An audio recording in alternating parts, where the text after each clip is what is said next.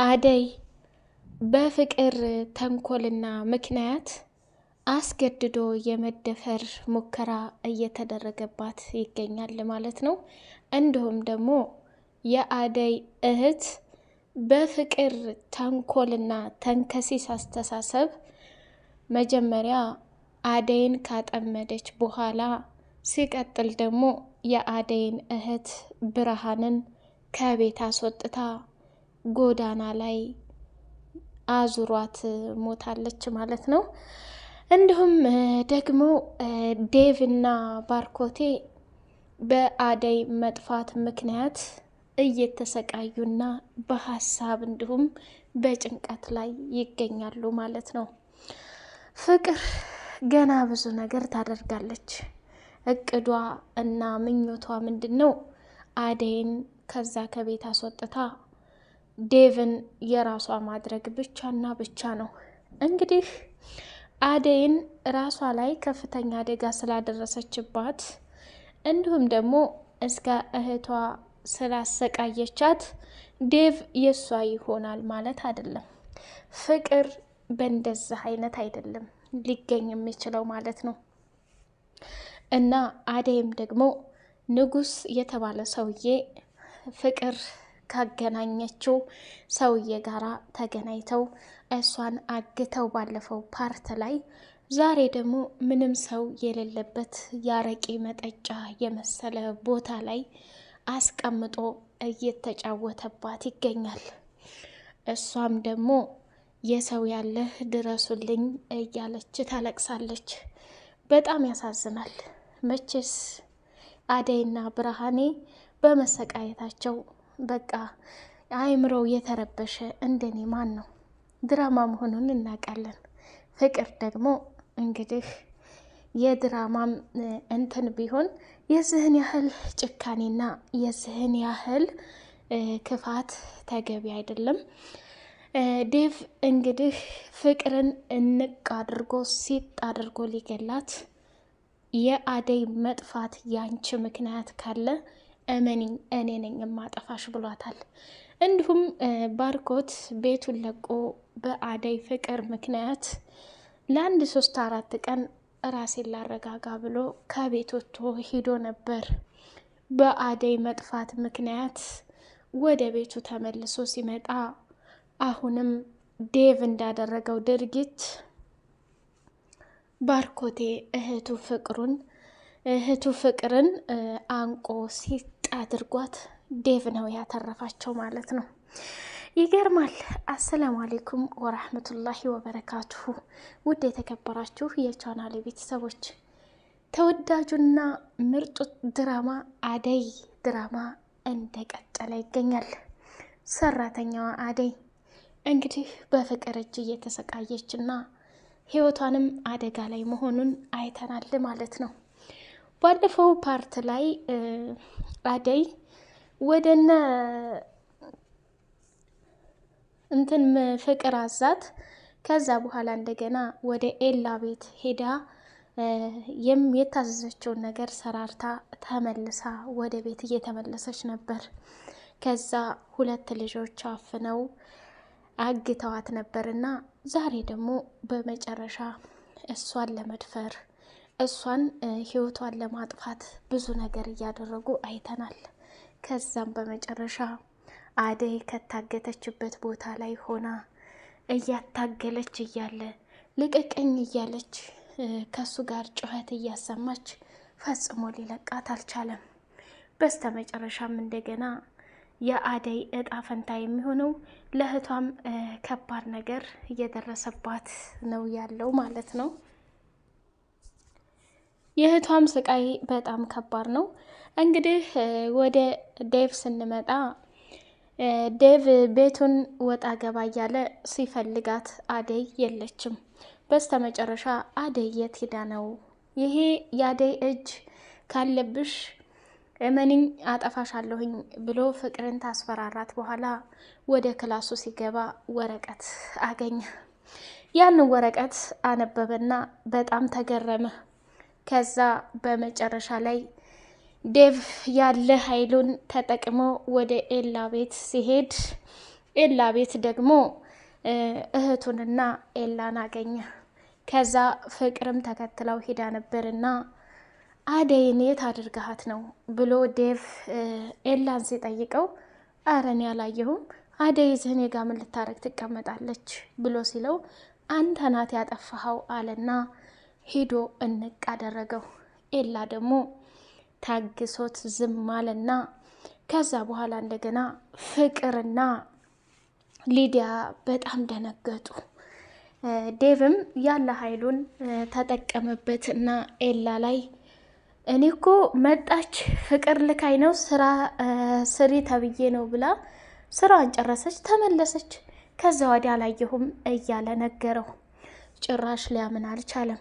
በጣም በሚገርም ሁኔታ ተናነቁና ከዛ በኋላ እንደገና ኤላ ደግሞ ሁላችሁም ከዚህ ከቤት ውጡልኝ፣ ይሄ ሁሉ ክፋትና መጥፎ አስተሳሰብ የዚች ፍቅር ነው እየተባባሉ እንትን አሉ ማለት ነው።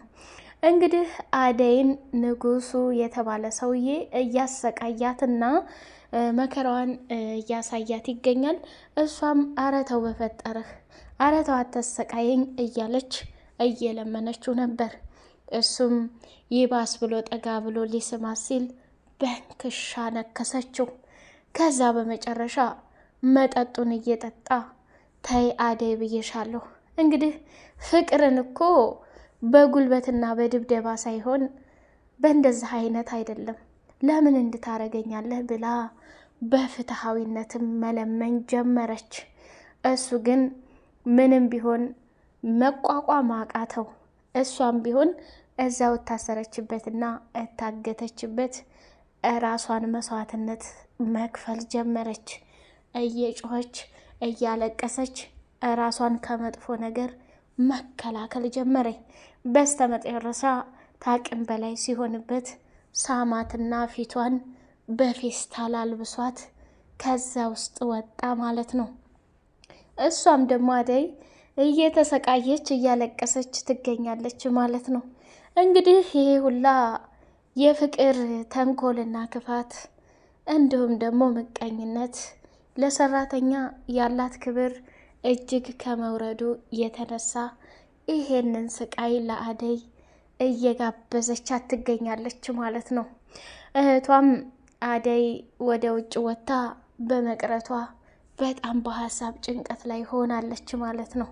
ባርኮት ስልክ ተደወለለት እና ሲደውል ለቤተሰቦቹ አላነሱም ነበር።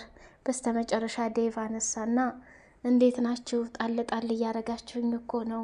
ስልክም ሳታነሱ ስትቀሩ የተፈጠረ ነገር አለ ወይ? አደይ ደህና ናት ወይ ብሎ ጠየቀ። ከዛ ስልኩን ዘጋና ዘወር ማለት ጀመረ። አይ የአደይን ፈተና ባለማወቅና የአደይ የገባችበትን ጉዳይ አላወቀም ነበረ። በመጨረሻውንም ቤት ምናምን እየተሰራ ከፍ አድርገው ዝቅ አድርገው ወደ ላይ ምተው እያለ ከባለሙያተኞቹ ጋር እያወራ ነበር። አሁንም በድጋሜ አደይ ይሄ ያገታት ልጅ እሱ ስልክ ከሌላ ጋር አውርቶ ቁጭ ብሎ ነበርና ስልኩን አንስታ ፓስፖርቱን ከፍታ ወደ ዴቭ መደወል ጀመረች። ይጠራል፣ አነሳው። ከዛ እሷም ደግሞ ያለ የሌለ ኃይሏን ተጠቀመችና ዴቭ ድረስልኝ ድረስልኝ ድረስልኝ እያለች ጮኸችበት። መጨረሻውን እሱ መጣና ስልኩን ቶሎ ዘጋባት። እንግዲህ መልሶ ሲደውልም ስልኩ ተዘግቷል። ባርኮት መልሶ ወደ ቤት ሲደውል አደይን ምን አድርጋችኋት ነው? አደይ ምን ተፈጥሮ ነው እንዴ እያለ በጣም ተናደደና ስልኩን ዘግቶት ጉዞውን ወደ ቤቱ አደረገ። የአደይን እህት እንግዲህ ያቺ እህትሽንም ገረድ ተላቀኩኝ ስል አንቺም ደግሞ ተተካሽ፣ ስለዚህ እሷ ከሄደችበት እስከምትመጣ አለበለዛ ደግሞ ጠግባ ሄዳ ሊሆን ይችላል፣ ስራውን ቀጥ አርገሽ መስራት አለብሽ ብላለቻት። እሷም ደግሞ እህቴ እስከምትመጣ እታገስሻለሁኝ ብላት ወደ ክላሷ ስትሄድ ነይ ነይ ነይ አንቺ ማናዞሽ ነው ወደዛ ሂጂ እያልሽው? ፍቅር ስነ ስርዓት አይኖርሽም እንዴ ስታወሪ? እኔና አንቺ ወደ ውጭ አንዴ እናውራ፣ ብሎ ትቷት ሄደ። መጨረሻ ላይ ሊዲያ ምናለች? ይሄ ሁሉ የአደይ መጥፋት እጅሽ አለበት አይደለ? ይሄ ሁሉ ያንቺ ተንኮል ነው እየተባባሉ ሊዲያና ፍቅር መሰዳደብም ጀመሩ። በስተመጨረሻ የአደይ እህት ለረጅም ጊዜ ቆማ ስለ እህቷ እያሰበችና እየተጨናነቀች መሆኑን ሊዲያ ሶፋ ላይ ቁጭ ብላ ስታያት፣ ስሚ የአደይ እህት አይዞሽ እሺ ትገኛለች። ነገ አደይ ትንሽ ጸባዋ አስቸጋሪና ከባድ ነው እንጂ እናገኛታለን ብላ ሊዲያ ማለቻት ማለት ነው። እንግዲህ ብርሃን የአደይ እህትና ዴቭ ደረጃው ላይ ቁጭ ብለው እሷም ደግሞ ዴቭ አንተ እኮ ነበርክ ለአደይ መልካምና ጥሩ ሰው፣ አሁን ላይ እንዴት ዝም አልክ ብላ ስትጠይቀው፣ እንደ ብርሃን እኔ ምን ላድርግ አለ የተባለበት ቦታ ፈለግኩ፣ አሁን ደግሞ መሽቷል፣ ግድ የለህም ዴቭ፣ እህቴ ያለ ምክንያት ይሄን ያክል ጠፍታማ አታመሽም እና አብረን እንፈልጋት እንውጣና እያለች ለመነችው። እሱም ደግሞ አሁን ጨለማ ነው፣ የት ብለን እናገኛታለን? እህቴ እኮ የሆነ ችግር አጋጥሟት ሊሆን ይችላል፣ እስካሁን በሰላም አይደለም እያለኝ መጨናነቅ ጀመረች። ግን ብርሃን አላየሽውም እንዴ እሷ የጻፈችውን ወረቀት ትዳር ምናምን እያለ ማለት ጀመረ። ተው ዴቭ፣ አባቴ ይሄንን ቢሰማ ከባድ ችግር ላይ ይወርቃል አለችው። ከዛ በመጨረሻም ያንን ወረቀት የአደይ የእጅ ጽሑፍ እንዳልሆነ ለዴቭ ስትነግረው በጣም ተጨናነቀ። በጣም ሀሳብና ብዙ ነገሮችን ማቀድም ጀመረ። ከዛ የአደይ እህት ከዴቭ ተነስታ ወደ ቤት ገባችና ፍቅር መጣይ። ፍቅር ስትመጣ ደግሞ ሲጣርጓ አንገቷን ያዘና የአደይ መጥፋት ያንቺ እጅ አለበት፣ ያለ ምክንያት ይሄን ያክል ወታ ልትቀር አትችልም ብሎ አንገቷን ሲጥ ታረጋት። በኋላ ሂጂ ከዚህ ተነሽ ሂጂ ብሎ ከተቀመጠበት ቦታ ፍቅርን አባረራት።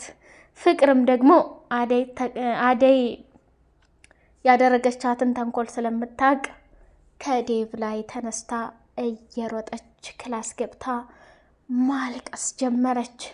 አይ ፍቅር ዴቭ ይሄንን ስለተናገራት ታለቅሳለች።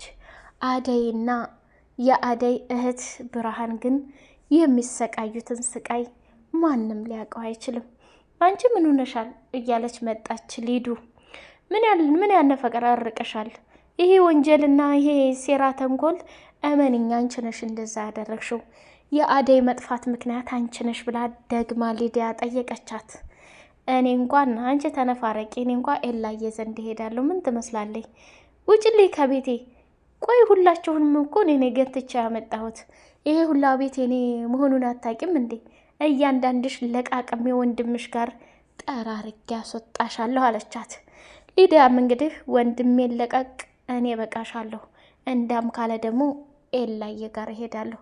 አንቺ አለማወቅሽ ነው እንጂ አደይ ከኤላ ማላቀቄ ወይንም እንድትርቀው ማድረጌ ላንቺም እኮ ይጠቅምሻል አለቻት። ቼች ቆሻሻ፣ አደይ እንደዛ የምታስብ ሰው አይደለችም ብላ ሊዲያም ከፍቅር ክላስ ተቆጥታና ተናዳ ወጣች። ፍቅር እንግዲህ ፊቷን እየነጨች እና ፀጉሯን እየነጨች ደም እንባ ታለቅሳለች። አሁንም ተመልሶ ይሄው ከአደይ ጋር የነበረ ልጅ በድጋሚ እየለመናት ይገኛል። እሷም ደግሞ ፈጽሞ ፈቃደኛ አልሆነችም። ክብሯ እንዳይነካባት ስትል ብዙ ነገር ታግላለች።